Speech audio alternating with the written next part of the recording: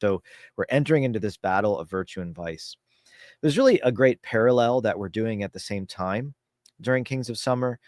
Every day for 53 days, we are going to have a short biography of a king saint.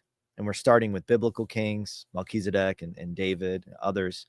But there are that many king saints. Actually, we had to limit the list down. We probably could have had twice as many as that. There's that many.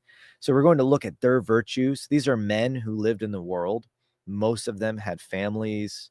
They had a pretty important jobs. They were busy about worldly things, the task of governance, and they fought battles, right? They had to face many difficulties. A lot of them actually were martyrs and others who suffered for the faith and in other various ways. So it's I think really going to be a great season. From there, we go into St. Michael's Lent. And we have two CFRs, Franciscan Friars of the Renewal, Fathers Innocent and Angelus Montgomery. They're actually twin brothers. They are going to be our spiritual guides for St. Michael's Lent. And they're going to be actually more involved on a daily basis. So it's really wonderful to have this weekly Q&A, but we've been thinking for a long time. We have these great spiritual guides, like even Father Gregory, and it's like, how do we get them more involved? So Father Gregory has been leading us in prayer. But actually, we're going to have a little bit more commentary and practical advice in our daily reflections from our spiritual guides, beginning in St. Michael's Lent. So that's very exciting.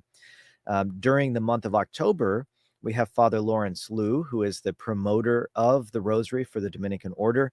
We're going to be reading through the book of Judith, kind of looking at the spiritual battle through Our Lady's role. And so Judith is a foreshadowing of Our Lady, crushes the head of the serpent. And it's the month of the Rosary, the month that commemorates the victory of the Battle of Lepanto. So that's going to be really great as we enter into this mission of prayer to defend our families and our nations from evil at this time. So this is a little preview of what's coming up. Starting this Friday, we have the Pentecost Novena. So that's first on the list. All right, let's pray.